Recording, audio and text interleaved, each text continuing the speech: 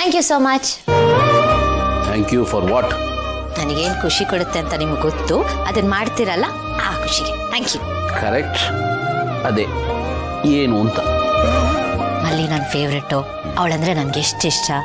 ನನಗೋಸ್ಕರ ಹಳ್ಳಿಗೆ ಹೋಗಿ ಅವಳನ್ನ ಕರ್ಕೊಂಡು ಬಂದು ನನಗೆ ಸರ್ಪ್ರೈಸ್ ಕೊಟ್ಟಲ್ಲ, ಅದಕ್ಕೆ ಥ್ಯಾಂಕ್ ಯು. ನೋಡಿ ಭೂಮಿಕಾ, ನನಗಿರೋದು ಎರಡೇ ಕೆಲಸ.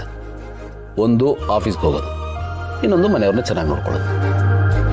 ಈಗ ನನ್ನ ಪ್ರಿಯಾರಿಟಿ ನಿಮ್ಮನ್ನ ಖುಷಿಯಾಗಿಡೋದು.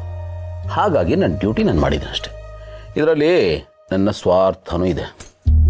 ನಿಮ್ಮ ಸ್ವಾರ್ಥ? ನೀವು ಖುಷಿಯಾಗಿದ್ದರೆ ನಾನು ಖುಷಿಯಾಗಿರ್ತೀನಿ. ಆ ಕಾರಣಕ್ಕೆ ಇವೆಲ್ಲ ಮಾಡೋದು. ಇದು ಒಂಥರ ಟ್ರೇಡ್ ಸೀಕ್ರೆಟ್. Trade secret? ಏನು ಗೊತ್ತಾ, ಲವ್ ಕೂಡ ಒಂಥರ ಟ್ರೇಡೆ. ತಗೊಳ್ಳೋದು ಕೊಡೋದು ಎಲ್ಲ ಇರುತ್ತಲ್ಲ, ಹಾಗಾಗಿ ಅದು ಒಂದು ಟ್ರೇಡೆ. ಬಟ್ ಏನು ಗೊತ್ತಾ, ಈ ಟ್ರೇಡಲ್ಲಿ ಲಾಸ್ ಇಲ್ಲ, ಬರೀ ಪ್ರಾಫಿಟ್. ಕೊಟ್ಟರು ಖುಷಿನೇ, ತಗೊಂಡು.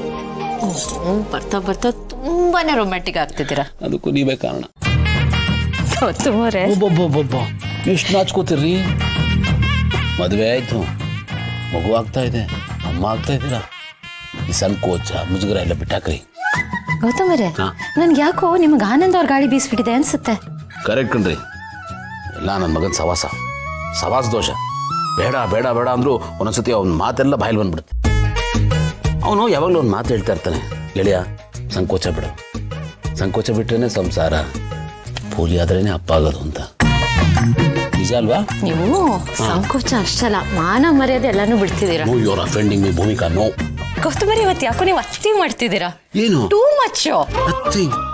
ಇಲ್ಲ, ಏನು ನಿಮ್ಮ ಇಂಟೆನ್ಷನ್ಸ್ ನನಗೆ ಯಾಕೋ ಸರಿ ಅನ್ನಿಸ್ತಿಲ್ಲ. No no, I don't have any bad intentions. I know that. It's okay.